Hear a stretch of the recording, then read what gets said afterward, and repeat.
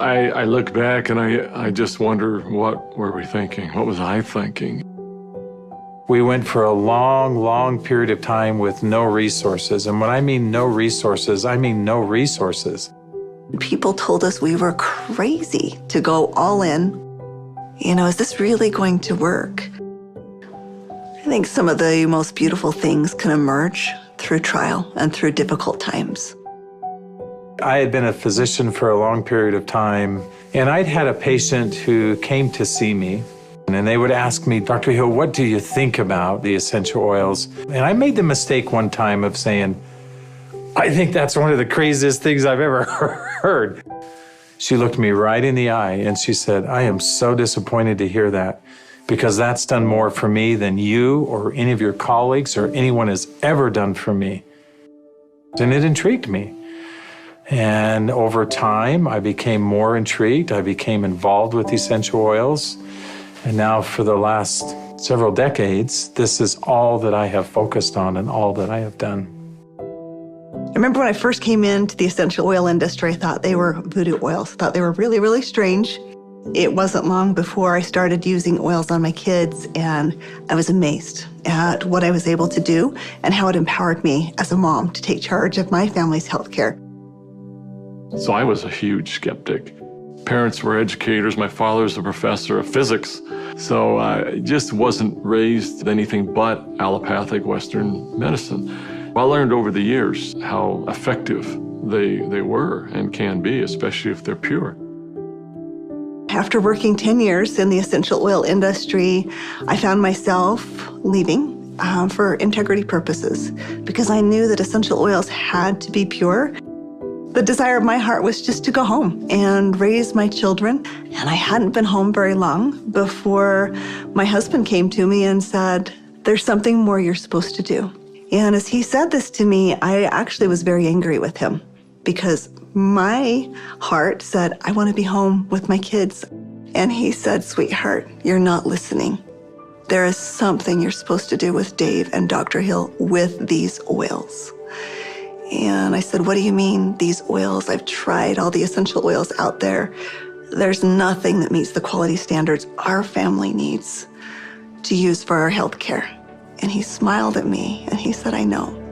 You're supposed to find them. Stop thinking with your head and start thinking with your heart. And it was in that moment that I knew. It all came together and I had such a grand vision of going out and finding the world's most pure, most potent essential oils and educating mothers like me how to take charge of their health care.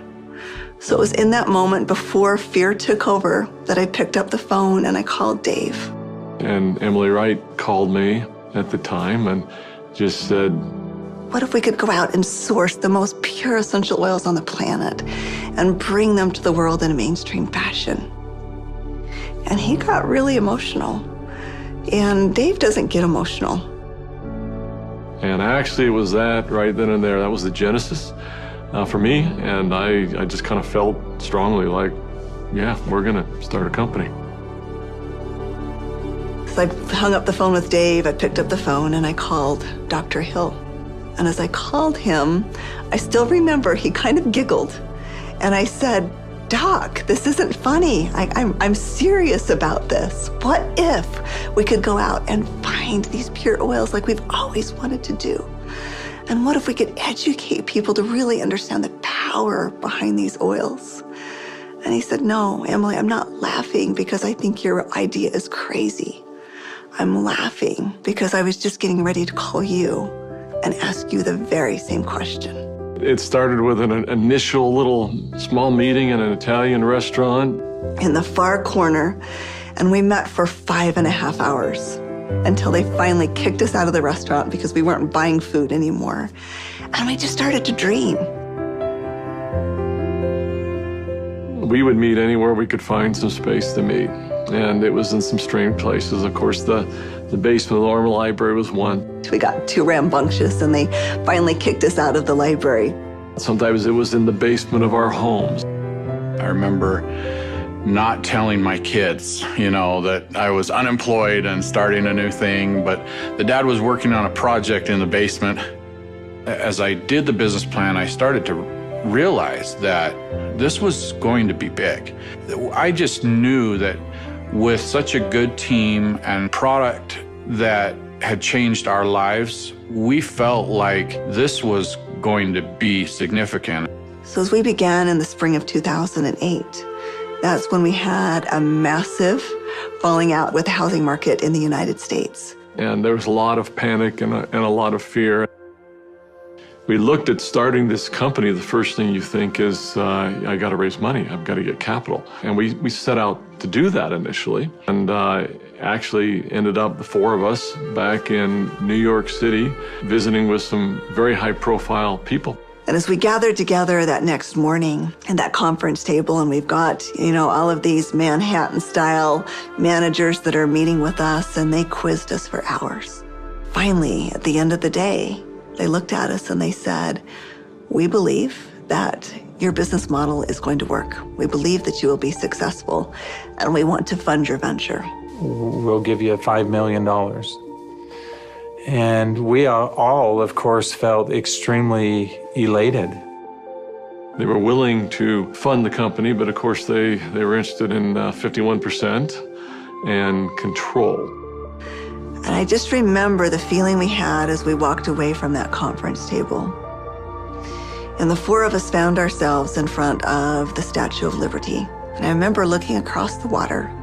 Almost as if on cue, as I recall, we all just grew somewhat silent. And as we looked out over the water, and I looked at the Statue of Liberty, what rung true to me is, we're doing this to give people freedom. And if we take their money, we can't make people free. And we can't make this dream that we have a reality, because they'll never allow us to bring the quality of essential oils that we know we have to light. Because they'll be looking for an exit strategy, they'll be looking for a return on their investment, and that can't be part of the equation. I remember standing right next to Dave Sterling, and Dave looked at me, and in kind of a somewhat shocking way, he asked me, "How much money do you have, Doc?" And I said, I don't know. And he said, "How much can you pull together?" And I said, "I don't know." And he asked each one of us in succession, and before we left the park that afternoon, we had made the decision that we were unable to take any resources from anybody, and instead, we would all leverage everything we have. We took the equity out of our homes, we cashed out 401ks, we liquidated everything we owned in order for this dream to come to fruition. And so as I expressed this to my wife, I remember very clearly, she just looked at me and said, "Well, I trust you. You'll take care of us, and we'll be fine." And we had family members even come to us to say, "You're foolish. Your family is going to be homeless." So we went all in, everything. We didn't hold anything back. We thought it would be for just a couple of months that we went without any income, but it was 13 months. Those final months, we're eating almonds and yogurt and telling our kids they can't go to dance practice and they can't play sports because we don't have enough money. But having that belief that it was all going to be worth it. And I remember a day that we had $5,000 left in our account. $5,000 because we had just put together this big oil order. And we didn't know how we were going to make payroll. We didn't know how we were going to make commissions. And just to see how doors open every single time, as long as we continued to step forward, that doors open. People ask me sometimes, how are you guys able to do what you did? And, but everybody rolled their sleeves up and we did every job. We did this job, this job, this job. I was supposed to go out and find these precious oils. So as I started calling people, every single person would say, "Of course, our oils are 100% pure." And that's when I realized almost all essential oils that are sold out there are sold through brokers. These brokers were very smart people, often having very sophisticated labs. And the oils were almost always changed. Most were not pure. Most were synthetically created I had probably 100+ different samples that had been sent to my home. And every time we would meet, Dave, Dr. Hill would say, Emily, have you found the oils yet? I'd have to say, not yet. Like, are we going down the right path? Is this really what we're supposed to do? And I remember one beautiful day, I opened up my doorstep and 5 oils showed up all in the same day.